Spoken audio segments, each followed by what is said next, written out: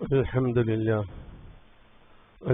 لله نحمده ونستعينه ونؤمن به ونتوكل عليه ونعوذ بالله من شرور أنفسنا ومن سيئات أعمالنا من يهده الله فلا مضل له ومن يضلل فلا هادي له وأشهد أن لا إله إلا الله وحده لا شريك له وأشهد أن محمدا عبده ورسوله أرسله بالهدى ودين الحق ليظهره على الدين كله ولو كره المشركون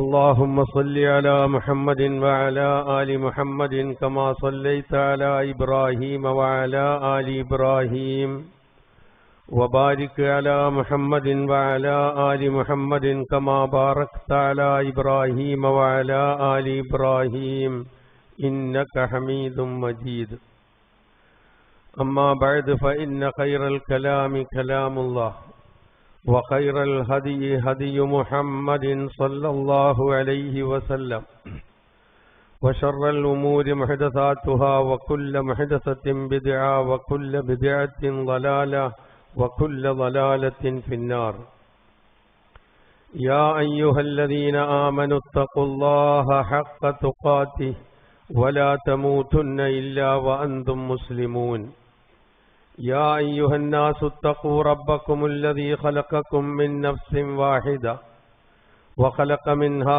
زوجها وبث منهما رجالا كثيرا ونساء واتقوا الله الذي تساءلون به والأرحام إن الله كان عليكم رقيبا يا أيها الذين آمنوا اتقوا الله وقولوا قولا سديدا يصلح لكم أعمالكم ويغفر لكم ذنوبكم ومن يطع الله ورسوله فقد فاز فوزا عظيما أعوذ بالله من الشيطان الرجيم بسم الله الرحمن الرحيم نحن نقص عليك نبأهم بالحق إنهم فتية آمنوا بربهم وزدناهم هدى وربطنا على قلوبهم إذ قاموا فقالوا ربنا رب السماوات والأرض لن ندعو من دونه إلها لقد قلنا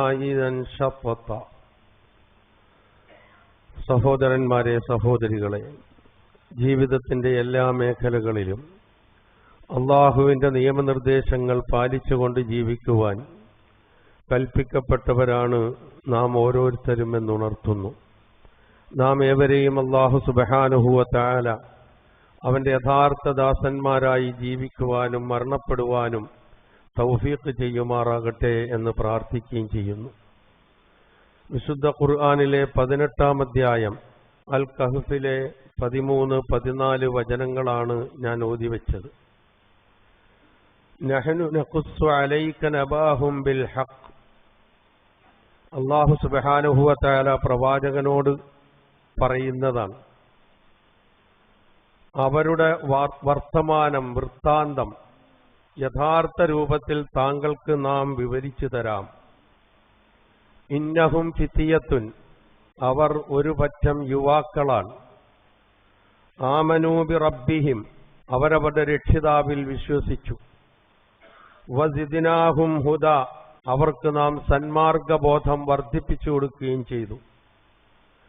വറബത്നാ അലാ ഖുലൂബിഹിം, അവരുടെ ഹൃദയങ്ങൾക്ക് നാം കെട്ടുറപ്പും ഭദ്രതയും നൽകി. ഇദ് ഖാമൂ ഫഖാലു, അവർ എഴുന്നേറ്റ് നിന്ന് പ്രഖ്യാപിച്ചപ്പോൾ റബ്ബുനാ റബ്ബുസ് സമാവാതി വൽ അർദ്, ഞങ്ങളുടെ നാഥൻ, ഞങ്ങളുടെ രക്ഷിതാവ്, ഞങ്ങളുടെ റബ്ബ് ആകാശങ്ങളുടെയും ഭൂമിയുടെയും രക്ഷിതാവാണ്. ലൻ നദ്ഉവ മിൻ ദൂനിഹി ഇലാഹൻ, ഒരു കാരണവശാലും ആ രക്ഷിതാവിനു പുറമെ മറ്റാരെയും ഞങ്ങൾ, ഒരാരാധ്യനെയും ഞങ്ങൾ വിളിച്ചു പ്രാർത്ഥിക്കുകയേയില്ല. ലഖദ് ഖുൽനാ ഇദൻ ശത്തത, അങ്ങനെ ഞങ്ങൾ ചെയ്താൽ അന്യായമായ വാക്കായിരിക്കും ഞങ്ങൾ പറയുക. ഇതാണ് ഈ 2 വചനങ്ങളുടെ സാരം. സൂറത്തുൽ കഹ്ഫ് വെള്ളിയാഴ്ച പാരായണം ചെയ്യുന്നവരാണ് നമ്മിൽ പലരും. ഒരു വലിയ ചരിത്രമാണ് ആ അധ്യായം ഉൾക്കൊള്ളുന്നത്. പല ചരിത്രമുണ്ട്, അതിൽ ആദ്യ ഭാഗത്ത് പരാമർശിക്കുന്ന ചരിത്രമാണ് ഗുഹാവാസികളുടെ ചരിത്രം. ഞാൻ ആ ചരിത്രത്തിലേക്ക് കടക്കാനോ വിശദീകരിക്കാനോ അല്ല ഉദ്ദേശിക്കുന്നത്. നമ്മൾ കഴിഞ്ഞ രണ്ട് മൂന്ന് ആഴ്ചകളിലായി നമ്മുടെ നിലപാടുകൾ നേരെയായിരിക്കണമെന്നും കുറ്റമറ്റതായിരിക്കണമെന്നും എല്ലാ മേഖലകളിലും അത് ശ്രദ്ധിക്കണമെന്നും വിശിഷ്യ ഇന്ന് വളർന്നു വരുന്ന തലമുറ അനിസ്ലാമിക പ്രവണതകൾക്കും അതുപോലെ തന്നെ നിരീശ്വരവാദം, ഭൗതികവാദം, നാസ്തികത പോലുള്ള കാര്യങ്ങളിലേക്ക് വലിച്ചെറിയപ്പെടുന്നു എന്നും അതിൽ നാം ജാഗ്രത പാലിക്കേണ്ടതുണ്ട് എന്നും ഒക്കെ നാം മനസ്സിലാക്കി വരികയായിരുന്നു. അതിനോട് ചേർത്ത് ചില കാര്യങ്ങൾ സൂചിപ്പിക്കാനാണ് ഈ വചനങ്ങൾ ഞാൻ ഓതി വിശദീകരിക്കാൻ ആഗ്രഹിക്കുന്നത് ഇൻഷാ അല്ലാഹ്. ഇന്ന് പ്രിന്റ് മീഡിയയിൽ ഒരു പത്രത്തിൽ ഒന്ന് രണ്ട് വാർത്തകൾ ദിവനേന നമ്മൾ കാണുന്നു, വായിക്കുന്നു. അത് വായിക്കുകയും അറിയുകയും ചെയ്യുന്നവരാണ് നമ്മിൽ പലരും. പലപ്പോഴും അതിൻ്റെ ആഴത്തിലേക്ക് കടക്കുകയോ മാറ്റങ്ങൾക്ക് വേണ്ടി ശ്രമിക്കാനുള്ള പരിശ്രമമുണ്ടാവുകയോ ചെയ്യുന്നില്ല എന്ന് പറയലായിരിക്കും ഏറ്റവും നല്ലത്. വാർത്തകൾ വായിച്ചു വിടാറുണ്ട്. രണ്ട് പ്രധാന വാർത്തകൾ ഒരുപാടുണ്ട്. അതിൽ ഒന്ന്, മയക്കുമരുന്ന് ശൃംഖലയിലെ പ്രധാനികളായ 3 പേരെ പിടികൂടി. അവർക്ക് ആ സംഘത്തിനൊരു പേര് തന്നെയുണ്ട്. ആ പേര് നൈറ്റ് ഡ്രോപ്പർ ടാസ്ക് ടീം എന്നാണ്. ടാസ്ക് ടീം എന്നാണ് ആ ടീമിന്റെ പേര് തന്നെ. അതിൽ നിന്ന് 3 പ്രധാനപ്പെട്ടവരെ അറസ്റ്റ് ചെയ്തു. അവരെ വെറുതെ അറസ്റ്റ് ചെയ്തതല്ല. അവരുടെ കയ്യിൽ LSD സ്റ്റാമ്പുകളുണ്ട്, MDMA ഉണ്ട്, കഞ്ചാവുണ്ട്. ഇങ്ങനെയുള്ള മയക്കുമരുന്നുകൾ, മാരകമായ മയക്കുമരുന്നുകൾ ഓടുകൂടിയാണ് അവരെ പിടികൂടിയിരിക്കുന്നത്. അങ്ങനെ പലരെയും പിടികൂടാറുണ്ട്. ആ 3 പേരുടെയും പ്രായം 23, 24, 27 വയസ്സാണ്. 3 മുസ്ലിം പേരുള്ളവരാണ്. അത് കഴിഞ്ഞ് മറ്റൊന്ന് ശ്രദ്ധയിൽപ്പെട്ടത്, വായിച്ചത് 30 ലക്ഷം രൂപ വില വരുന്ന നിരോധിത പുകയില ഉൽപ്പന്നങ്ങളുമായി 3 മുസ്ലിം ചെറുപ്പക്കാരെ അറസ്റ്റ് ചെയ്തു, പിടികൂടി. അതും 32, 38, 40 വയസ്സ് പ്രായമുള്ളവർ തന്നെയാണ്. ഇങ്ങനെ എമ്പാടും നമ്മൾ ദിവസം തോറും ഇന്നലെയും മെനിഞ്ഞാന്നും ഒക്കെ നമ്മൾ പലതും വായിച്ചിട്ടുണ്ട്. ഇന്ന് ഈ വിഷയവുമായി നാം ചർച്ച ചെയ്തു വരുന്ന വിഷയവുമായി ബന്ധപ്പെടുത്തി നാം ഇനിയും ഉറങ്ങിയിരുന്നാൽ, നാം ഇനിയും ഇത്തരം കാര്യങ്ങൾക്കെതിരെ നിസ്സംഗത പുലർത്തിയാൽ നമ്മുടെ പിന്നാലെ വരുന്ന തലമുറയുടെ അവസ്ഥ എന്തായിരിക്കും എന്നുള്ളത് ആഴത്തിൽ ചിന്തിക്കാൻ രക്ഷകർത്താക്കളും ഉത്തരവാദപ്പെട്ടവരും തയ്യാറാകേണ്ടതുണ്ട് എന്ന് സൂചിപ്പിക്കാനാണ്. എന്തെന്ന് വെച്ചാൽ, നമ്മുടെ പേരുകൾ, മുസ്ലിം നാമങ്ങൾ കുറ്റകൃത്യങ്ങളുടെ ഗ്രാഫുകൾ ഉയർത്തിക്കൊണ്ടിരിക്കുകയാണ് എന്നുള്ളതൊരു സത്യമാണ്. അതേപോലെ തന്നെ എവിടെങ്കിലും ഒരു കുറ്റകൃത്യം നടന്നാൽ അതിലൊരു മുസ്ലിം പേരുണ്ടോ എന്ന് പരതി നോക്കുന്നതും സർവ്വസാധാരണമായി വന്നുകൊണ്ടിരിക്കുകയാണ്. വിശദീകരണത്തിലേക്ക് ഞാൻ കടക്കുന്നില്ല. അപ്പൊ ഇങ്ങനെയുള്ള സന്ദർഭത്തിൽ എത്രമാത്രം നമ്മളുടെ ബാധ്യത വർദ്ധിക്കുന്നു എന്നുള്ളത് നാം ചിന്തിച്ചു നോക്കുക. അള്ളാഹുവിന്റെ ഏകത്വത്തിൽ, തൗഹീദിൽ അധിഷ്ഠിതമായ ശരിയായ വിശ്വാസം ഉൾക്കൊള്ളുന്ന, പരലോകബോധം ഒട്ടും ചോർന്നു പോകാത്ത, ധർമ്മനിഷ്ഠയും സദാചാരബോധവും ധാർമ്മിക നിഷ്ഠയും ഒക്കെ വെച്ചു പുലർത്തുന്ന തലമുറയുടെ ഈ രൂപത്തിലുള്ള പോക്ക്, അങ്ങനെ ചെയ്യേണ്ട തലമുറയുടെ ഈ രൂപത്തിലുള്ള പോക്ക് അപകടകരമാണ്, വലിയ ദുരന്തം വരുത്തിവെക്കുന്നതാണ് എന്ന് നാം ഓർക്കുക. ഈ രൂപത്തിൽ അള്ളാഹുവിനുള്ള ഏകത്വത്തിലും പരലോകബോധത്തിലും അചഞ്ചലമായി വിശ്വസിക്കുന്നവർക്ക് മാത്രമേ ഏത് വെല്ലുവിളികളെയും അതിജയിക്കാനും എന്തിനേയും അതിജയിച്ച് മുന്നോട്ടു പോകാനും കഴിയുകയുള്ളൂ എന്നുള്ള യാഥാർത്ഥ്യം വിശുദ്ധ ഖുർആൻ പല സംഭവങ്ങളിലൂടെ നമുക്ക് എടുത്തു പറഞ്ഞു തരുന്ന കൂട്ടത്തിൽപ്പെട്ട ഒരു സംഭവമാണ് അസ്ഹാബുൽ കഹ്ഫിന്റെ സംഭവം. അതുകൊണ്ടാണ് ആ വചനങ്ങൾ ഞാൻ ഓതി വെച്ചത്. അവിടെ പറഞ്ഞ ഒരു വാചകമുണ്ട്, ഇന്നഹും ഫിത്തിയത്തുൻ, അവർ ഒരു പറ്റം യുവാക്കളാണെന്നാണ് പറഞ്ഞത്. ആ യുവാക്കളുടെ ശ്രേഷ്ഠത എന്താണെന്നാണ് തുടർന്നുകൊണ്ട് പറഞ്ഞത്. അവർ അള്ളാഹുവാണ് ഞങ്ങളുടെ നാഥൻ, ആകാശങ്ങളുടെയും ഭൂമിയുടെയും റബ്ബാണ് ഞങ്ങളുടെ റബ്ബ്. അതുകൊണ്ട് തന്നെ ആ റബ്ബിനോടൊപ്പം മറ്റൊന്നിനെയും ഞങ്ങൾ വിളിച്ചു പ്രാർത്ഥിക്കുന്ന പ്രശ്നമേ ഇല്ല. കറകളഞ്ഞ തൗഹീദ്, കുറ്റമറ്റ ലാ ഇലാഹ ഇല്ലല്ലയുടെ പ്രഖ്യാപനമാണ് അവർ നടത്തിയത്. ഇവരുടെ ചരിത്രം വിശുദ്ധ ഖുർആൻ സൂറത്തുൽ കഹ്ഫിലെ 9 മുതൽ 26 വരെയുള്ള വചനങ്ങളിൽ വിശദീകരിക്കുന്നുണ്ട്. ചരിത്രത്തിന്റെ വിശദീകരണത്തിലേക്ക് പോവുകയല്ല. ദിഖ്യാനൂസ് എന്ന് പറയുന്ന ബഹുദൈവ വിശ്വാസിയും ബഹുദൈവ വിശ്വാസത്തിന് പ്രചരണം നടത്തുന്ന ആളും അത് വിശ്വസിക്കാത്തവരെ കൊന്നുകളയുകയും ഭീഷണിപ്പെടുത്തുകയും ചെയ്യുന്ന ഭരണാധികാരിയായിരുന്ന ദിഖ്യാനൂസ് എന്ന് പറയുന്ന രാജാവിന്റെ കാലത്താണ് ഈ ചെറുപ്പക്കാർ ജീവിച്ചിരുന്നത്. ഇവർ അത് അംഗീകരിക്കാൻ തയ്യാറാകാതെ ഈ രാജാവിന്റെ വിശ്വാസവും ഈ ഭരണാധികാരികളുടെ ആദർശവും ഒന്നും ഉൾക്കൊള്ളാൻ തയ്യാറാകാതെ അതിനെ എതിർത്തു നിന്നു.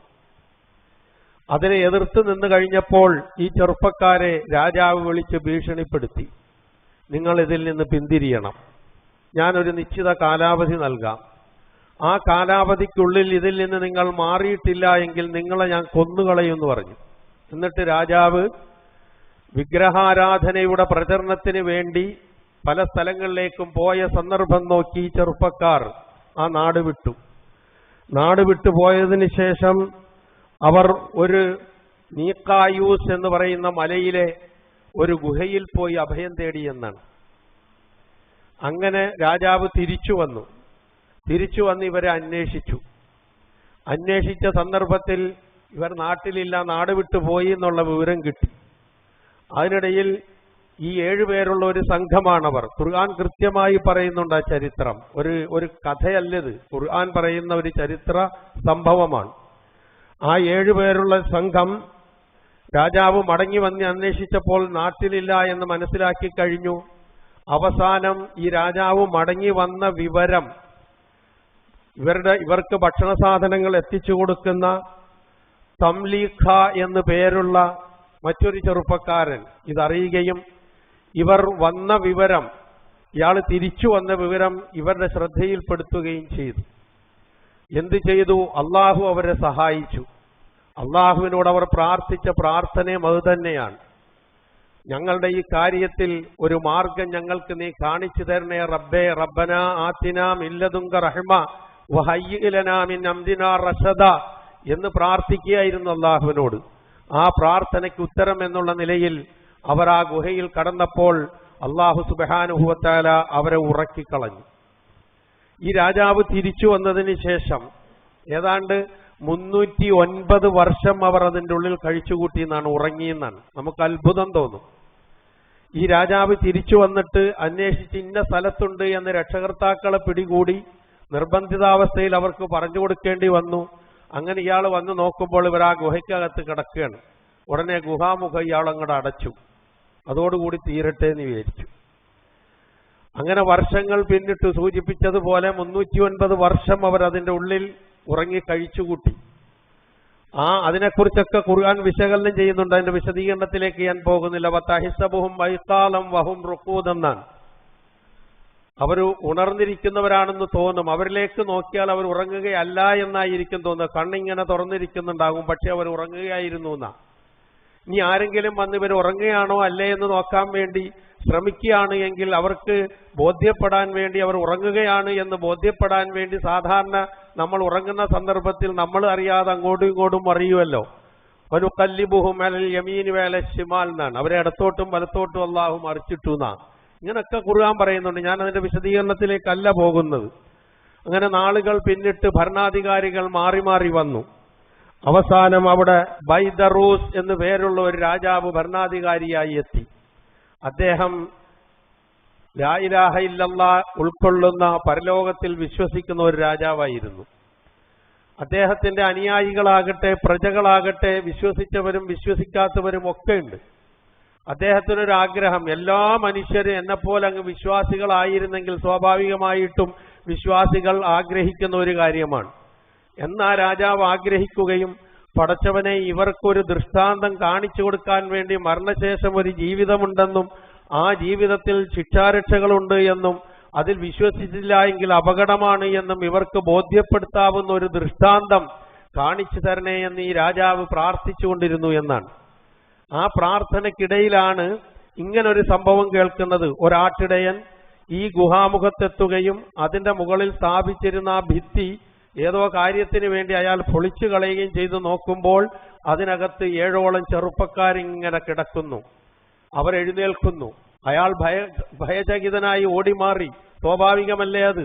ഖബറിലടക്കപ്പെട്ട അല്ലെങ്കിൽ കുഴിയിൽ കുഴിച്ചു മൂടപ്പെട്ട ഒരാള് നാം ആ കുഴി ഇങ്ങനെ മാറ്റി നോക്കുമ്പോൾ എഴുന്നേറ്റ് ഇങ്ങനെ ഇരുന്ന് നോക്കിയാലുള്ള അവസ്ഥ എന്തായിരിക്കും?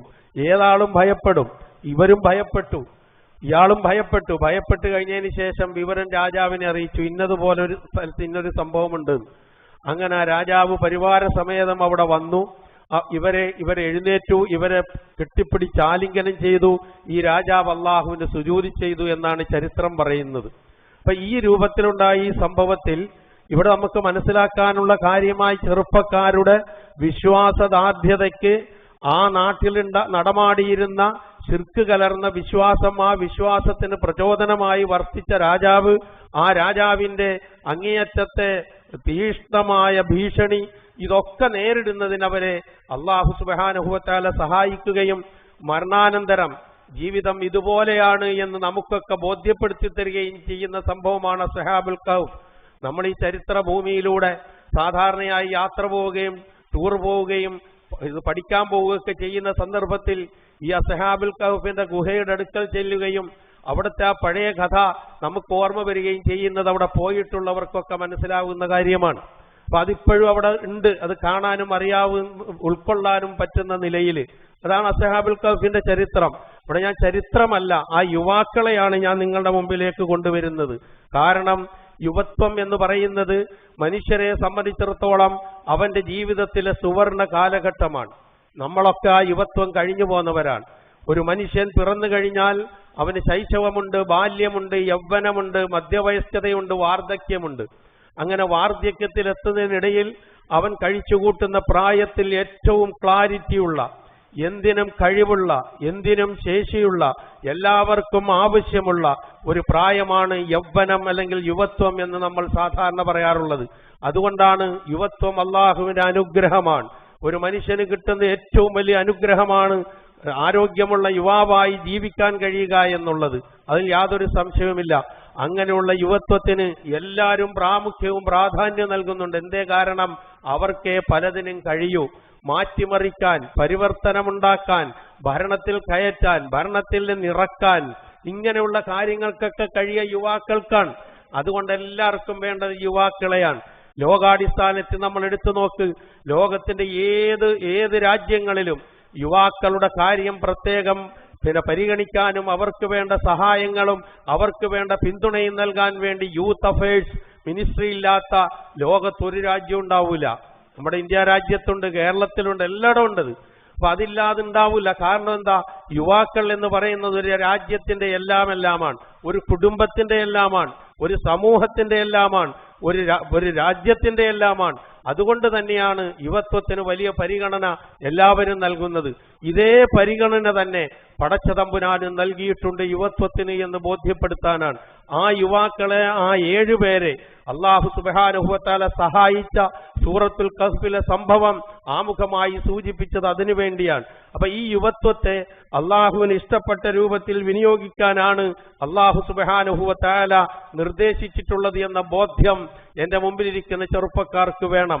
മറ്റൊരു യുവാവിന്റെ ചരിത്രം പറയുന്നുണ്ട് വിശുദ്ധ ഖുർആൻ. അത് മറ്റാരുമല്ല, ഖലീലുല്ലാഹി ഇബ്രാഹിം നബി അലൈഹി സ്വലാത്തു വസ്സലാമയാണ്.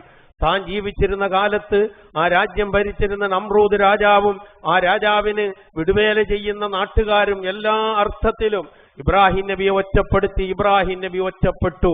എന്നിട്ട് ഇബ്രാഹിം നബി അലൈഹി സ്വലാത്തു വസ്സലാം അള്ളാഹുവിന്റെ ഏകത്വം കൃത്യമായി അവരെ ബോധ്യപ്പെടുത്തുന്നതിന് വേണ്ടി ഒരുപാട് മാർഗങ്ങൾ സ്വീകരിച്ചു.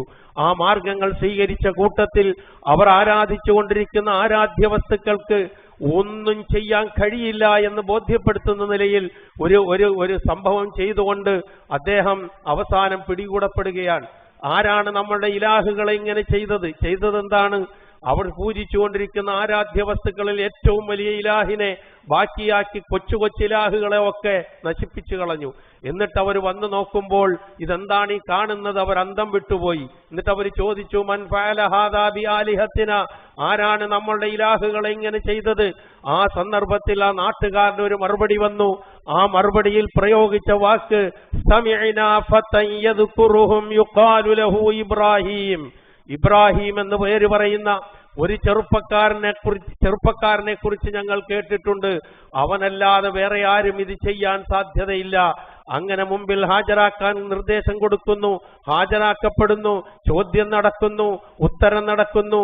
ഇബ്രാഹിം നബി അലൈഹി സ്വലാത്തു വസ്സലാമയുടെ ഉത്തരത്തിന് മുമ്പിൽ ഉത്തരം മുട്ടിപ്പോയ രാജാവ് അവസാനം ഇബ്രാഹിം നബിയെ അഗ്നികുണ്ഡത്തിലേക്ക് വലിച്ചെറിയാൻ കൽപ്പിക്കുന്നു. ഇതൊക്കെ ഖുർആൻ പറഞ്ഞു എന്ന ചരിത്രം തന്നെയാണല്ലോ. അവിടെയും എടുത്തു പറഞ്ഞ വാക്ക് സമിഅനാ ഫതൻ യദ്കുറുഹും യുഖാലു ലഹു ഇബ്രാഹിം എന്നാണ്. അതാണ് യുവത്വത്തിന്റെ മാറ്റ്. അതാണ് യുവത്വത്തിന് അല്ലാഹു നൽകിയിരിക്കുന്ന സ്ഥാനം. അവർക്ക് എന്തിനേയും മാറ്റാൻ കഴിയും, ഒരുപാട് മാറി ചിന്തിപ്പിക്കാൻ അവർക്ക് സാധിക്കും. അതുകൊണ്ട് തന്നെയാണ് യുവത്വത്തിന് ഇത്രയേറെ സ്ഥാനവും പദവിയും നൽകിയിട്ടുള്ളത്. അതാണ് നബി തിരുമേനി സല്ലല്ലാഹു അലൈഹി വസല്ലമ ഈ യുവത്വത്തിന് അല്ലാഹു നൽകിയിരിക്കുന്ന പരിഗണന എത്ര വലുതാണ് എന്ന് നമുക്ക് പഠിപ്പിച്ചു തരുന്ന അനവധി സംഭവങ്ങൾ, നമുക്ക് പ്രവാചക വചനങ്ങൾ നമുക്ക് കാണാൻ കഴിയുന്നത്. ഞാൻ സൂചിപ്പിച്ചു, നമ്മുടെ ജീവിതത്തിൽ അല്ലാഹു സുബ്ഹാനഹു വ തആല നമുക്ക് കനിഞ്ഞു നൽകുന്ന അവസരങ്ങൾ നാം ഉപയോഗപ്പെടുത്തണം. ആരോഗ്യമാണെങ്കിൽ ആരോഗ്യാവസ്ഥ, യൗവനമാണെങ്കിൽ ആ യുവത്വം, ആ അവസരം നമ്മൾ ഉപയോഗപ്പെടുത്താൻ തയ്യാറാകണം. നബി തിരുമേനി സല്ലല്ലാഹു അലൈഹി വസല്ലമ പറഞ്ഞു, ഇഗ്തനിം ഖംസൻ ഖബ്ല ഖംസിൻ, 5 ഘട്ടങ്ങൾ വന്ന് നിങ്ങളെ പിടികൂടുന്നതിന് മുമ്പ് 5 അവസരങ്ങൾ നിങ്ങൾ ഉപയോഗപ്പെടുത്തണം എന്ന് പറഞ്ഞുകൊണ്ട് ഒന്നാമത് പ്രവാചകൻ പറഞ്ഞത് ശബാബക ഖബ്ല ഹറമിക്, നിന്റെ വാർദ്ധക്യം നിന്നെ വന്ന് പിടികൂടുന്നതിന് മുമ്പുള്ള യൗവനം, യുവത്വം അള്ളാഹു അവസരമായി ഉപയോഗപ്പെടുത്തണം. ആ യുവത്വം നീ ഉപയോഗപ്പെടുത്തണം എന്ന് നബി സല്ലല്ലാഹു അലൈഹി വസല്ലം പഠിക്കും. ഒന്നാമത് അതാ പറഞ്ഞത്. രണ്ടാമത് പറഞ്ഞത് നിന്റെ ആരോഗ്യം, രോഗം വന്ന് പിടികൂടുന്നതിന് മുമ്പ്. മൂന്നാമത് പറഞ്ഞത് ദാരിദ്ര്യം വന്ന് പിടികൂടുന്നതിന് മുമ്പുള്ള നിന്റെ സമ്പന്നത.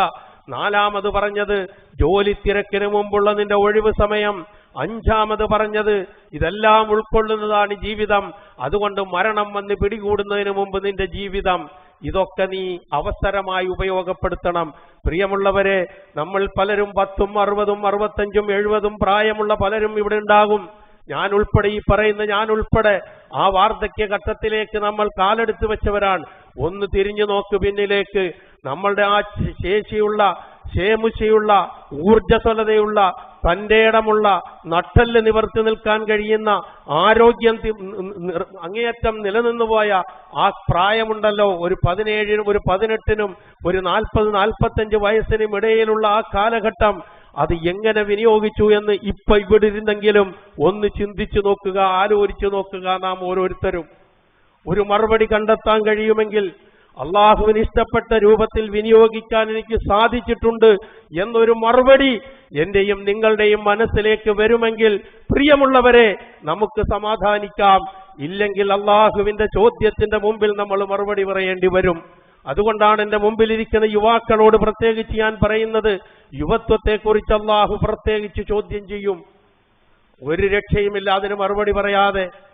പരലോകത്ത് അള്ളാഹുവിന്റെ മുമ്പിൽ നാം ഹാജരാക്കപ്പെടുമ്പോൾ ചില കാര്യങ്ങൾക്ക് മറുപടി പറയാതെ വെച്ച പാദങ്ങൾ മാറ്റാൻ കഴിയില്ല എന്ന് പറഞ്ഞുവല്ലോ നബി സല്ലല്ലാഹു അലൈഹി വസല്ലമ. അതിൽ ഒന്നാമത് ചോദിക്കുന്നത് ആയുസ്സിനെ കുറിച്ചാണ്. 10, 50, 60, 70 വർഷക്കാലം ഇവിടെ ജീവിച്ചു, ആ ആയുസ് എന്തിന് വിനിയോഗിച്ചു എന്നൊരു ചോദ്യം. അടുത്ത ചോദ്യം വരുന്നത്, പ്രിയമുള്ളവരെ, 70 വയസ്സുകാലം ജീവിച്ചിരുന്ന നമ്മൾ ആ ഇടക്കാലത്ത് വന്ന 18നും 45നും ഇടയിൽ പ്രായമുള്ള യൗവനമുണ്ടല്ലോ, അത് നമ്മുടെ ആയുസ്സിൽപ്പെട്ടത് തന്നെയാണ്. പക്ഷേ ആയുസ്സിനെ കുറിച്ച് ചോദിക്കുന്നതിൽ നിന്ന് ഈ യുവത്വത്തെ അള്ളാഹു മാറ്റി നിർത്തുന്നില്ല. മൊത്തം ആയുസ്സാണല്ലോ എന്ന് വിചാരിച്ച് മാറ്റി നിർത്തുന്നില്ല. രണ്ടാമത്തെ ചോദ്യം അൻഷബാബിക്ക, നിന്റെ യുവത്വത്തെ കുറിച്ച്, ആ യുവത്വം എന്തിന് തൊലച്ചു എന്ന് ചോദിക്കുമെന്നാണ്. ആ പ്രയോഗം വല്ലാത്തതാണ്. ഫീമ അഫ്നാഹു, എന്തിന് തുലച്ചു? കാരണം എന്തേ? ഏറ്റവും കൂടുതൽ തുലയ്ക്കപ്പെടുന്നത്, ഏറ്റവും കൂടുതൽ മോശമായ കാര്യങ്ങൾ ഉപയോഗിക്കപ്പെടുന്ന യുവത്വമാണ്. അതുകൊണ്ടാണ് ആ ചോദ്യം തന്നെ. ആയുസ് എന്തിന് വിനിയോഗിച്ചു? യുവത്വം എന്തിന് തുലച്ചു? പൈസ എവിടെ നിന്ന് സമ്പാദിച്ചു? എന്തിന് വിനിയോഗിച്ചു? എന്നിങ്ങനെയൊക്കെയുള്ള ചോദ്യങ്ങൾ ഇവിടെ നാം നമ്മളുടെ യുവത്വവും നമ്മളുടെ ആയുസ്സും നമ്മളുടെ സമ്പത്തും എല്ലാം കൂട്ടി അള്ളാഹു ചോദിക്കുന്ന ആ രംഗത്ത് എന്തെങ്കിലുമൊക്കെ മറുപടി പറയാൻ ഉണ്ടാകേണ്ടതുണ്ട്. ആ സന്ദർഭത്തിൽ ഒന്ന് തിരുത്തിക്കളയാമെന്ന് വിചാരിച്ചാൽ കഴിയില്ല. കഴിഞ്ഞ ആഴ്ച ഞാൻ സൂചിപ്പിച്ചു, അതൊന്നും ചെയ്യാതെ ഇങ്ങനെ ജീവിച്ചു പോയി അവസാനം മരണം വന്ന് പിടികൂടുന്ന സന്ദർഭത്തിൽ ഒരൽപ്പം മാറ്റിത്താ, ബിന്ദിച്ചുതാ എന്ന് ഞാനും നിങ്ങളും പറയുന്ന അവസരമുണ്ടാകുമെന്ന് ഖുർആൻ പറഞ്ഞതും അള്ളാഹു അതിന് നൽകിയ മറുപടിയും അതുപോലെ സാധാരണ നാം കേൾക്കാറില്ലേ, റബ്ബി ലൗലാ അഖർതനീ ഇലാ അജലിൻ ഖരീബ് ഫഅസ്വദ്ദഖ വഅകും മിനസ് സാലിഹീൻ. ഒരൽപ്പനേരം ബിന്ദിച്ചതാ, ഞാൻ നല്ല കർമ്മങ്ങൾ ചെയ്യാം, ഞാൻ ദാനധർമ്മങ്ങൾ ചെയ്യണമെന്ന് പറയുന്ന സമയത്തൊന്നും നമ്മൾ ചെയ്തിട്ടില്ല. നമ്മളുടെ വ്യക്തിപരമായ ജീവിതത്തിൽ, കുടുംബപരമായ ജീവിതത്തിൽ എന്തൊക്കെ ആവശ്യമുണ്ടോ ആ ആവശ്യങ്ങൾക്ക് നമുക്കാർക്കും ഒരു സാമ്പത്തിക മാന്യതയോ ഒരു സാമ്പത്തിക ബുദ്ധിമുട്ടോ ഒന്നും നമ്മളെ പിടികൂടാറില്ല. അള്ളാഹുവിന്റെ ദീനിന് വേണ്ടി എന്തെങ്കിലും ചെയ്യാൻ, അള്ളാഹുവിന്റെ മാർഗത്തിലേക്ക് വേണ്ടി എന്തെങ്കിലും ചെയ്യാൻ പറഞ്ഞാൽ ഉടനെ ഞാനും നിങ്ങളും കണക്ക് കൂട്ടും. ഉടനെ ഇരുന്ന് നമ്മൾ കുത്തിക്കുറിച്ചു നോക്കും. ഈ കുത്തിക്കുറിച്ച് നോട്ടം നമ്മളെ ഇവിടെ നിലനിർത്തുന്നു. പരലോകത്തെക്കുറിച്ച് നമ്മളെ ചിന്തിപ്പിക്കുന്നില്ല. പ്രിയമുള്ളവരെ, പരലോകത്ത് ഒരു വിശ്വാസിയായ മനുഷ്യന് ലഭിക്കുന്ന തണലേതാണെന്നറിയുമോ? അവന്റെ സദഖയാണ്, അവന്റെ ധർമ്മമാണെന്നാണ് നബി സല്ലല്ലാഹു അലൈഹി വസല്ലമ പറഞ്ഞത്. ഇന്ന ളില്ലൽ മുഅ്മിനി യൗമൽ ഖിയാമത്തി സദഖത്തുഹു എന്നാണ്. ഒരു ഓലയുടെ, ഒരു ഇലയുടെ തണല് കിട്ടണമെന്ന് ആഗ്രഹിക്കുന്ന സന്ദർഭത്തിൽ മുഴുനീറ തണല് ഏത്? നാം ചെയ്ത ധർമ്മം. അല്ലാതെ കിട്ടില്ല. അതുപോലെ തന്നെ അള്ളാഹുവിന്റെ തണല് മാത്രം ലഭിക്കുന്ന ആ സന്ദർഭത്തിൽ തണൽ ലഭിക്കുന്ന 7 വിഭാഗങ്ങളിൽ ഒന്ന് അള്ളാഹുവിന്റെ ഇബാദത്ത് ചെയ്തുകൊണ്ട് അവന്റെ മാർഗത്തിൽ കഠിനാധ്വാനം ചെയ്തുകൊണ്ട് ജീവിച്ചു പോന്ന യുവാവ് എന്ന് പ്രത്യേകം എടുത്തു പറയുന്നു. മറ്റൊന്ന് വലത് കൈ കൊണ്ട് ധർമ്മം ചെയ്തത് ഇടത് കൈ പോലും അറിയാതെ ധർമ്മം ചെയ്തവൻ എന്ന് പറയുന്നു. രണ്ടും ഒന്ന് കൂട്ടി മനസ്സിലാക്കണം, യോജിപ്പിച്ചു നോക്കണം. നമുക്ക് ദാനധർമ്മത്തെക്കുറിച്ചോ അള്ളാഹുവിന്റെ മാർഗത്തിൽ ഒരു നയാ പൈസ ദൈവത്തിന്റെ രംഗത്തെക്കുറിച്ചോ പറഞ്ഞാൽ നമുക്കാർക്കും മനസ്സിലാവൂല. അപ്പം നമ്മൾ ചോദ്യങ്ങൾ പലതും വരും. അതേസമയം സ്വന്തം ജീവിതത്തിൽ ധൂർത്തും പൊങ്ങച്ചവും അതുപോലുള്ള പലതും കാണിച്ച് അള്ളാഹു ഇഷ്ടപ്പെടാത്ത മാർഗത്തിൽ ധനം ദുർവിനിയോഗം ചെയ്തു പോകുന്നിടത്ത് നമുക്കാർക്കും ചോദ്യമില്ല. അത് ചെയ്യുന്നവരോട് നമ്മൾ ചോദിക്കാറില്ല, സ്വയം ചോദിക്കാറില്ല. ഇതൊക്കെ നാം ഒരു മാറ്റത്തിന് നമ്മുടെ നിലപാടുകളെ കുറിച്ച് ശരിക്കും മനസ്സിലാക്കേണ്ട ഒരു രംഗമാണ് എന്ന് സൂചിപ്പിക്കാൻ വേണ്ടി പറയുകയാണ്. അതുപോലെ തന്നെ ഒരു മനുഷ്യൻ മരണപ്പെട്ടു കഴിഞ്ഞാൽ അവന്റെ ഒപ്പം പോകുന്നത് 3 കാര്യങ്ങളാണ്. 2 മടങ്ങിപ്പോകും, 1 അവശേഷിക്കുകയുള്ളൂ. അതെന്താണ്? ഒപ്പം പോകുന്നത് അവന്റെ സമ്പത്ത് പോകും, അവന്റെ എല്ലാരും പോകും അവനോടൊപ്പം. സദഖത്തുൻ ജാരിയയും ഉപകാരപ്രദമായ അറിവും വലതുൻ സാലിഹുൻ യദ്ഉ ലഹു, ഈ 3 അല്ലാതെ ബാക്കിയെല്ലാം മുറിഞ്ഞു പോകും ഒരു മനുഷ്യൻ മരിച്ചു കഴിഞ്ഞാൽ എന്ന് നബി സല്ലല്ലാഹു അലൈഹി വസല്ലം പറയുന്നു. ഒരിക്കൽ മഹാനായ ജിബ്രീൽ അലൈഹി സ്വലാത്തു വസ്സലാം അന്ത്യപ്രവാചകനായ മുഹമ്മദ് മുസ്തഫ റസൂൽ കരീം സല്ലല്ലാഹു അലൈഹി വസല്ലമയോട് 5 ഉപദേശങ്ങൾ നൽകി. എന്താണ് ഉപദേശങ്ങൾ എന്നറിയുമോ? സഹ്ൽ ഇബ്നു സഅദ് റളിയല്ലാഹു അൻഹു ആണ് ഹദീസ് ഉദ്ധരിക്കുന്നത്, നിവേദനം ചെയ്യുന്നത്. അദ്ദേഹം പറയുകയാണ്, ഒരിക്കൽ ജിബ്രീൽ അലൈഹി സ്വലാത്തു വസ്സലാം നബിയുടെ അടുക്കൽ വന്നിട്ട് നബിയോട് പറഞ്ഞു, യാ മുഹമ്മദ് ഇശ് മാ ശിഅത ഫഇന്നക മയ്യിതുൻ. ഇത് ആരോടാണ് പറയുന്നത് എന്ന് ആലോചിക്കണം, ആരാണ് പറയുന്നത് എന്നും ആലോചിക്കണം. ജിബ്രീൽ അലൈഹി സ്വലാത്തു വസ്സലാം റൂഹുല്ലാഹിൽ അമീൻ എന്ന് വിശേഷിപ്പിക്കപ്പെടുന്ന ജിബ്രീൽ അലൈഹി സ്വലാത്തു വസ്സലാം ആരോടാണ് പറയുന്നത്? കഴിഞ്ഞുപോയ പാപങ്ങളും വരാനിരിക്കുന്ന പാപങ്ങളും പൊറുക്കപ്പെട്ട പ്രവാചകൻ എന്ന് അറിയിക്കപ്പെട്ട ആളിനോട് പറയുകയാണ്, യാ മുഹമ്മദ് ഇശ് മാ ശിഅത ഫഇന്നക മയ്യിതുൻ. മുഹമ്മദേ, നിനക്കെങ്ങനെ വേണമെങ്കിലും ഏത് രൂപത്തിൽ വേണമെങ്കിലും നിനക്ക് ജീവിക്കാം, പക്ഷെ ഒരു കാര്യം നീ മറക്കരുത്, ഫഇന്നക മയ്യിതുൻ, നീ മരിച്ചു പോകേണ്ടവനാണെന്ന് നീ മറക്കരുത്. പ്രിയമുള്ളവരെ, ആ മരണചിന്തയെക്കുറിച്ച് ഓർമ്മിപ്പിച്ച പ്രവാചകനോട്, ആ വചനം ഓതിക്കേൾപ്പിച്ച പ്രവാചകനോടാണ് ജിബ്രീൽ അലൈഹിസ്സലാത്തു വസ്സലാമയുടെ ഈ വാക്ക്. നീ എങ്ങനെ വേണമെങ്കിലും ജീവിച്ചോ, പക്ഷെ മരിച്ചു പോകേണ്ടവനാണെന്നുള്ള ബോധം വേണം, എനിക്ക് വേണം, നമുക്ക് ഓരോരുത്തർക്കും വേണം. അത് അള്ളാഹു കനിഞ്ഞു നൽകിയ അനുഗ്രഹങ്ങൾ ആസ്വദിച്ചുകൊണ്ട് നമുക്ക് ജീവിക്കാം. പക്ഷേ തൊട്ടു മുമ്പിൽ മരണമുണ്ട്, ഒപ്പം മരണമുണ്ട് എന്നുള്ളത് മറന്നു പോകരുത് എന്ന് ജിബ്രീൽ അലൈഹിസ്സലാത്തു വസ്സലാം നബിയോട് ഓർമ്മിപ്പിക്കുന്നു. മറ്റൊന്ന്, രണ്ടാമത്തെ ഓർമ്മിപ്പിക്കൽ, വാഹിബു മൻ ശിഅ്ത ഫഇന്നക മുഫാരിഖുഹു. നീ ഇഷ്ടപ്പെടുന്ന ആരെയൊക്കെയാണോ നിനക്ക് സ്നേഹിക്കേണ്ടത്, ആരൊക്കെയാണോ നിനക്ക് ഇഷ്ടപ്പെടേണ്ടത്, അവരെ ഒക്കെ നിനക്ക് സ്നേഹിക്കാം, അവരെ ഒക്കെ നിനക്ക് ഇഷ്ടപ്പെടാം. ഭാര്യയെ സ്നേഹിക്കാം, ഭർത്താവിനെ സ്നേഹിക്കാം, മക്കളെ സ്നേഹിക്കാം, സ്നേഹിതനെ സ്നേഹിക്കാം, സമ്പത്തിനെ സ്നേഹിക്കാം, എന്തു വേണമെങ്കിലും നിനക്ക് സ്നേഹിക്കാം. പക്ഷേ ഫഇന്നക മുഫാരിഖുഹു, ഒരു ദിനം നീ ഇവരെയെല്ലാം വിട്ടെറിഞ്ഞ് നീ പോവും. ഫഇന്നക, തീർച്ചയായും നീ, മുഫാരിഖുഹു, ആരെയാണോ ഇഷ്ടപ്പെടുന്നത് അവനെ പിരിഞ്ഞ് നിനക്ക് പോകേണ്ടി വരും. എത്രമാത്രമാണ് നാം നമ്മളുടെ ഭാര്യമാരെ സ്നേഹിക്കുന്നത്, പിരിഞ്ഞു പോകേണ്ടി വരില്ലേ? എത്രമാത്രമാണ് നാം നമ്മളുടെ മക്കളെ സ്നേഹിക്കുന്നത്, പിരിഞ്ഞു പോകേണ്ടി വരില്ലേ? ഫഇന്നക മുഫാരിഖു, റസൂൽ സല്ലല്ലാഹു അലൈഹി വസല്ലമയോടുള്ള നിർദ്ദേശമാണ്. മൂന്നാമത് പ്രവാചകൻ പറഞ്ഞത്, വഅമൽ മാ ശിഅ്ത ഫഇന്നക മജ്ദിയ്യും ബിഹി. എന്താണോ നിനക്ക് ഇഷ്ടമുള്ളത് അതൊക്കെ നീ പ്രവർത്തിക്കുക, എന്ത് ചെയ്താലും അതിനുള്ള പ്രതിഫലം നിനക്ക് കിട്ടും. ഫഇന്നക മജ്ദിയ്യും ബിഹി, അതിനുള്ള പ്രതിഫലം നീ നേടിയെടുക്കും. എന്ത് വേണമെങ്കിലും ചെയ്തോ. 3 കാര്യം, ഇതൊക്കെ ഞാനും നിങ്ങളും അനുഭവിക്കാനുള്ളത്. റസൂലിനോട് മാത്രം പറഞ്ഞെന്നും പറഞ്ഞ് എനിക്ക് നിങ്ങൾക്ക് നിൽക്കാൻ കഴിയില്ല. ഈ ലോകം വിട്ട് നമ്മൾ പോകേണ്ടി വരും. ചെയ്ത കർമ്മമേ ഒപ്പം ഉണ്ടാവൂ. മക്കൾ വരില്ല. പ്രിയമുള്ളവരെ, മക്കൾക്ക് വേണ്ടിയല്ലേ ചോര നീരാക്കിയത്? ആ മക്കള് നമ്മളെ തള്ളിപ്പറയുന്ന അവസ്ഥ ഈ സമൂഹത്തിലില്ലേ? അവർക്ക് വേണ്ടി ചിലപ്പോൾ അള്ളാഹുവിന്റെ മാർഗത്തിൽ ചെലവഴിക്കേണ്ട ധനം പോലും നാം വിനിയോഗിച്ചിട്ടുണ്ടാകും. അവർക്ക് വേണ്ടി നാം മരിച്ചു കഴിഞ്ഞാൽ ഒന്ന് പ്രാർത്ഥിക്കാൻ പോലും തന്മനസ്സില്ലാത്ത, എന്റെ ഉപ്പയുടെ വിയർപ്പാണിത്, എന്റെ ഉമ്മയുടെ എല്ലാമാണിത് എന്ന് മനസ്സിലാക്കിക്കൊണ്ട് അവർക്ക് വേണ്ടി ഒന്ന് പ്രാർത്ഥിക്കാൻ, അവർ ജീവിച്ച മാർഗത്തിലൂടെ ചരിക്കാൻ നമ്മളുടെ മക്കൾ തയ്യാറില്ല എങ്കിൽ പിന്നെ എന്തിനാണിത്? അവർക്ക് വേണ്ടി വിനിയോഗിക്കാൻ മാറ്റിവെച്ചത് അള്ളാഹുവിന്റെ ദീനിനു വേണ്ടി വിനിയോഗിക്കാൻ തയ്യാറാകാതെ മാറ്റിവെച്ചില്ലേ നാം? ഉപകാരപ്പെട്ടോ? അത് ഉപകാരപ്പെടണമെങ്കിൽ അത് അള്ളാഹുവിന് ഇഷ്ടപ്പെട്ട രൂപത്തിൽ വിനിയോഗിക്കണം. അപ്പൊ അത് ഉപകാരപ്പെടും. കുടുംബത്തിനോ മക്കൾക്കോ ഒന്നും ചെലവഴിക്കണ്ടെന്നല്ല ഈ പറഞ്ഞതിന്റെ അർത്ഥം. ഒരു മനുഷ്യൻ ചെലവഴിക്കുന്നതിൽ ഏറ്റവും ശ്രേഷ്ഠമായത് കുടുംബത്തിന് വേണ്ടി ചെലവഴിക്കുന്നത് തന്നെയാണ്, ഒരു സംശയവുമില്ല. പക്ഷേ അവർ നയിക്കപ്പെടുന്ന മാർഗം, അവരെങ്ങോട്ടാണ് പോകുന്നത് എന്ന മാർഗം, മരണവേളയിൽ അവരോട് മക്കളെ എന്റെ ശേഷം നിങ്ങൾ ആരെയാണ് ആരാധിക്കുക എന്ന് പ്രവാചകന്മാരൊക്കെ മക്കളെ വിളിച്ചു നിർത്തിക്കൊണ്ട് ചോദിച്ച ചോദ്യം നമുക്ക് ചോദിക്കാൻ കഴിയും.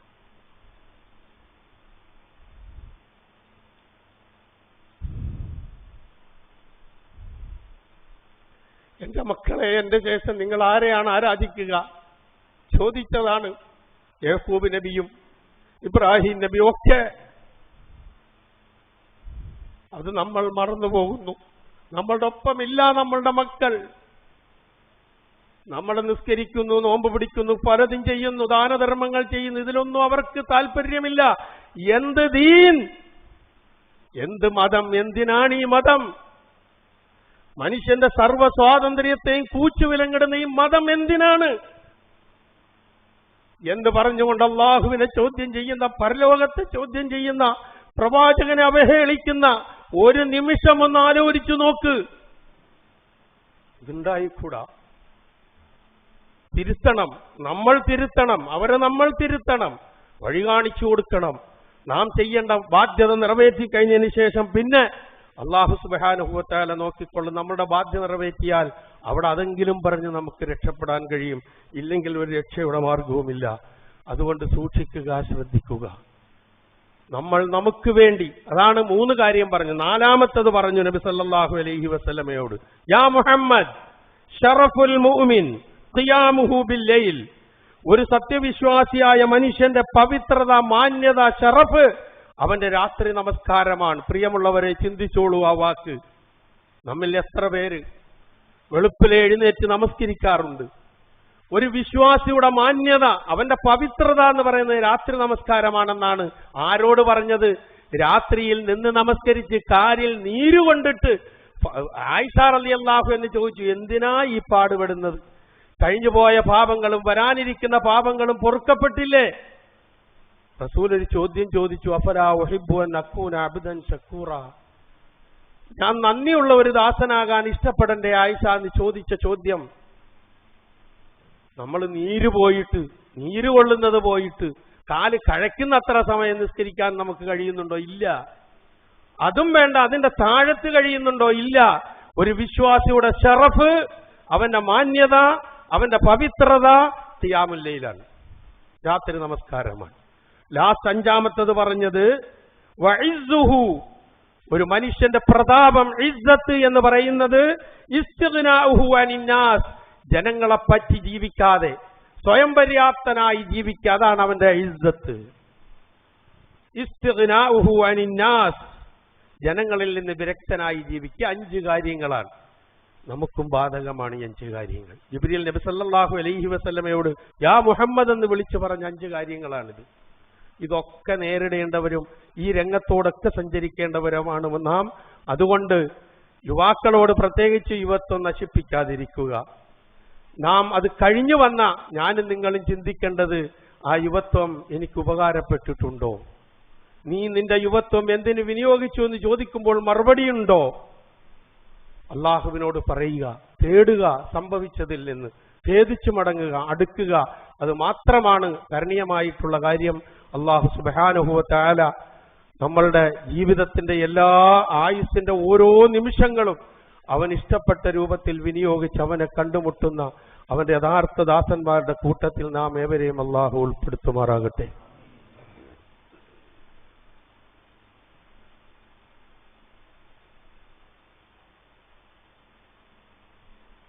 അൽഹംദുലില്ലാഹ് الذي هدانا لهذا وما كنا لنهتدي لولا أن هدانا الله والصلاة والسلام على أشرف الأنبياء والمرسلين وعلى آله وصحبه أجمعين أما بعد اتقوا الله عباد الله.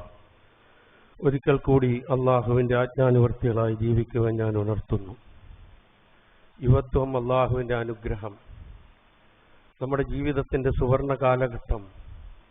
അത് പരമാവധി അള്ളാഹുവിന്റെ മാർഗത്തിൽ അവന്റെ ദഅ്വാ രംഗങ്ങളിൽ ഉപയോഗപ്പെടുത്തുന്നതിന് വേണ്ടി പരിശ്രമിച്ചുകൊണ്ടിരിക്കുന്ന ഒരു പറ്റം യുവാക്കൾ, മിക്കവാറും എല്ലാ മതസംഘടനകൾക്കും യുവസംഘടനകളുണ്ട്. സംശുദ്ധമായ തൗഹീദിന്റെ മാർഗത്തിൽ ഖുർആന്റെയും സുന്നത്തിന്റെയും സരണിയിൽ യുവാക്കളെ നിലനിർത്തിക്കൊണ്ടുപോവുക, അവരുടെ കർമ്മശേഷി ഉപയോഗപ്പെടുത്തുക, അവർക്കും കുടുംബത്തിനും സമൂഹത്തിനും രാജ്യത്തിനും അതിലെല്ലാം ഉപരി മരണാനന്തര ജീവിതത്തിനും ഉപകാരപ്പെടുത്തുമാർ അവരെ ചിട്ടപ്പെടുത്തിക്കൊണ്ടുപോകുന്ന ഒരു യുവജന വിഭാഗം ISM എന്ന് പറയുന്നത് 67 മുതൽ കേരളത്തിൽ പ്രവർത്തിച്ചു വരുന്നുണ്ട്. അതിന്റെ അമരത്ത് 9 വർഷക്കാലം ഇരിക്കാനുള്ള തൗഫീഖ് ഈ വിനീതൻ അല്ലാഹു നൽകി. അൽഹംദുലില്ലാഹ്. അത്രയുമെങ്കിലും അള്ളാഹുവിന്റെ ദീനിനു വേണ്ടി ചെയ്യാൻ ശ്രമിച്ചിട്ടുണ്ട് എന്നുള്ള ഒരു മാനസികാവസ്ഥയുണ്ട്. അള്ളാഹു സ്വീകരിക്കട്ടെ എന്ന് പ്രാർത്ഥന മാത്രമേ ഉള്ളൂ. അതിന്റെ ഒരു സംസ്ഥാന സംഗമം ഈ മാസം അവസാനം 30, 31 തീയതികളിൽ നമ്മളുടെ ഈ സിറ്റിയിൽ വരുന്നുണ്ട്, നെഹ്റു സ്റ്റേഡിയത്തിൽ. ഏതാണ്ട് 20,000-ഓളം രജിസ്റ്റർ ചെയ്ത ചെറുപ്പക്കാർക്ക് മാത്രമാണ് ആ സമ്മേളനം സംഘടിപ്പിക്കുന്നത്. നമ്മൾ ആതിഥേയരാണ്. വരുന്നവർക്ക് തണൽ കൊള്ളാതെ ഇരിക്കാൻ സൗകര്യമൊരുക്കണം, അവർക്ക് ഭക്ഷണം കൊടുക്കണം, കുടിക്കാൻ വെള്ളം കൊടുക്കണം. ഇങ്ങനെയുള്ള ഒരുപാട് കാര്യങ്ങൾ അതുമായി ബന്ധപ്പെട്ട് നമ്മളുടെയൊക്കെ തലയിലുണ്ട്. ആ സമ്മേളനത്തിലേക്ക് നിങ്ങളെ ക്ഷണിക്കുന്നു. 17-നും 45-നും ഇടയിൽ പ്രായമുള്ളവരെ അവിടെ ആ 2ാമത്തെ ദിവസം ഞായറാഴ്ച 31-ാം തീയതി നടക്കുന്ന വിഷയാധിഷ്ഠിതമായ ഒരുപാട് ചർച്ചകളും കാര്യങ്ങളും യുവാക്കളെ ശരിയായ ദിശയിലേക്ക് നയിച്ചു വിടാൻ പറ്റുന്ന നിലയിലുള്ള ഒരുപാട് വിഷയങ്ങൾ ഇന്നത്തെ കാലഘട്ടം ഇന്ന് ആത്മീയത വ്യവസായവൽക്കരിക്കപ്പെടുന്നുണ്ട്. അതുപോലെ തന്നെ വർഗീയത എല്ലാ കളവും ഭേദിച്ച് പുറത്തു വന്നിട്ടുണ്ട്. ഇതിനൊക്കെ സംബന്ധിച്ച് ബോധ്യപ്പെടുത്തുന്ന, നാസ്തികതയെക്കുറിച്ച് ബോധമുണ്ടാക്കുന്ന, പരലോക ചിന്തയെക്കുറിച്ച് ബോധമുണ്ടാക്കുന്ന 4-5 വിഷയങ്ങൾ കൈകാര്യം ചെയ്തുകൊണ്ടുള്ള പ്രൗഢമായ ഒരു സമ്മേളനമാണ് ഇൻഷാ അല്ലാഹ് നടക്കുന്നത്. അതിലേക്ക് ഞാൻ ഈ പറഞ്ഞ യുവാക്കളെ, നമ്മുടെ കുടുംബത്തിലും നമ്മളുടെ പരിചയത്തിലും പെട്ടവരെ ഒരല്പം ഒന്ന് കേൾക്കാനുള്ള അവസരം ഒരുക്കി കൊടുക്കുന്ന നിലയിൽ അവിടെ എത്തിക്കാൻ ശ്രമിക്കണം, പ്രാർത്ഥിക്കണം എന്ന് പറയുന്നതോടൊപ്പം തന്നെ അതിലേക്ക് ഇന്നൊരു കളക്ഷൻ നടത്തുന്നുണ്ട്. കഴിവിന്റെ പരമാവധി എല്ലാവരും സഹായിക്കണം എന്നുകൂടി ഉണർത്തുകയാണ്. അല്ലാഹു സുബ്ഹാനഹു വ തആല അവനേറെ ഇഷ്ടപ്പെടുന്ന കാര്യങ്ങൾ ചെയ്ത് അവനോടടുക്കാൻ നമുക്കും നമ്മളുടെ പിൻതലമുറയ്ക്കും അല്ലാഹു തൗഫീക്ക് നൽകുമാറാകട്ടെ. അറിഞ്ഞോ അറിയാതെയോ നമ്മിൽ നിന്ന് വന്നുപോയ എല്ലാ തെറ്റുകുറ്റങ്ങളും അല്ലാഹു നമുക്ക് പുറത്തു മാപ്പാക്കി തരുമാറാകട്ടെ. നമ്മിൽ നിന്ന് മരണപ്പെട്ടു പോയവർക്ക് അല്ലാഹു പുറത്തു കൊടുക്കുമാറാകട്ടെ. അവരെയും നമ്മളെയും അല്ലാഹു ജന്നാത്തുൽ ഫിർദൗസിൽ ഒരുമിച്ച് കൂട്ടുമാറാകട്ടെ. രോഗങ്ങൾ കൊണ്ട് വിഷമിക്കുന്നവരുടെ രോഗങ്ങളെ അല്ലാഹു ശിഫയാക്കി കൊടുക്കുമാറാകട്ടെ. നമ്മുടെ ഫലസ്തീനിലെ അവസ്ഥ വളരെ മോശമാണ് എന്നിന്നും പത്രങ്ങളിലൂടെ വായിക്കാൻ കഴിഞ്ഞു. എന്നാണാവോ റബ്ബെ അത് തീരുക? വല്ലാത്ത ഒരു മാനസികാവസ്ഥ, വല്ലാത്ത ഒരു പ്രയാസം അത് വായിക്കുമ്പോൾ. വെടിനിർത്താനും യുദ്ധം നിർത്താനുമുള്ള ശ്രമങ്ങളൊന്നും വിജയിക്കുന്നില്ല. എല്ലാം അത് പരാജയപ്പെട്ടു പോവുകയാണ്. 20,000-ഓളം പേർ ഇപ്പോൾ മരണപ്പെട്ടു കഴിഞ്ഞു. ഏതാണ്ട് 1.5 ലക്ഷത്തിലധികം ആൾക്കാർ പട്ടിണിയിലാണ്. ഈ 20,000 പേരിൽ 8,000 കുട്ടികളാണ്, 6,000-ത്തിലധികം സ്ത്രീകളാണ്. അല്ലാഹുവേ, വല്ലാത്ത ഒരവസ്ഥ. അങ്ങോട്ടത്തേക്കൊക്കെയാണോ നമ്മുടെ ഈ ജനാധിപത്യ രാജ്യം പോകുന്നത് എന്ന് നമ്മളെ ചിന്തിപ്പിക്കുന്ന ഒരുപാട് സംഭവങ്ങൾ ഇപ്പോൾ അരങ്ങേറിക്കൊണ്ടിരിക്കുകയാണ്. ഇതൊന്നും കാണാതെ പോകരുത്, ഇതൊന്നും വിലയിരുത്താതെ പോകരുതെന്ന് മാത്രം സൂചിപ്പിക്കുകയാണ്. അല്ലാഹു സുബ്ഹാനഹു വ തആല ഗസയിലും ഫലസ്തീനിലുമൊക്കെ പ്രയാസം അനുഭവിക്കുന്ന നമ്മുടെ സഹോദരന്മാർക്ക് അല്ലാഹു സുബ്ഹാനഹു വ തആല മോക്ഷവും മുക്തിയും എളുപ്പമാക്കി കൊടുക്കുമാറാകട്ടെ. അവരുടെ എതിരിലുള്ള വിജയം അല്ലാഹു സുബ്ഹാനഹു വ തആല എളുപ്പം നൽകി അനുഗ്രഹിക്കുമാറാകട്ടെ. ആ രൂപത്തിലുള്ള എല്ലാ പ്രയാസങ്ങളിൽ നിന്നും നമ്മെയും നമ്മുടെ നാടിനെയും അല്ലാഹു കാത്തുരക്ഷിക്കുമാറാകട്ടെ. നമ്മുടെ നാട്ടിൽ പടർന്നു പിടിച്ചുകൊണ്ടിരിക്കുന്ന കൊറോണയുടെ ഭീഷണി വീണ്ടും അല്ലാഹു സുബ്ഹാനഹു വ തആല അതിൽ നിന്ന് നാം ഏവരെയും നമ്മുടെ നാടിനെയും അല്ലാഹു കാത്തുരക്ഷിക്കുമാറാകട്ടെ. എല്ലാവിധത്തിലുള്ള അനുഗ്രഹങ്ങളും അല്ലാഹു നമ്മുടെ ജീവിതത്തിൽ നമുക്ക് ചൊരിഞ്ഞു തരുമാറാകട്ടെ. അല്ലാഹുമ്മ ഗ്ഫിർ ലിൽ മുഅ്മിനീന വൽ മുഅ്മിനാത്ത് വൽ മുസ്ലിമീന വൽ മുസ്ലിമാത്ത് അൽ അഹ്യാഇ മിൻഹും വൽ അംവാത്ത് ഇന്നക മുജീബുദ് ദഅവാതി വയാ ഖാദിയൽ ഹാജാത്ത്. اللهم اعز الاسلام والمسلمين واذل الشرك والمشركين. اللهم اعز الاسلام والمسلمين واذل الشرك والمشركين. اللهم اجرنا من النار، اللهم اجرنا من النار، اللهم اجرنا من النار. ربنا اغفر لنا ولاخواننا الذين سبقونا بالايمان ولا تجعل في قلوبنا غلا للذين امنوا ربنا انك رؤوف رحيم. اللهم انصر اخواننا المستضعفين المسلمين في فلسطين يا ارحم الراحمين. اللهم مزق اعداءهم كل ممزق يا رب العالمين. ربنا تقبل منا انك انت السميع العليم وتب علينا انك انت التواب الرحيم. واخر دعوانا ان الحمد لله رب العالمين.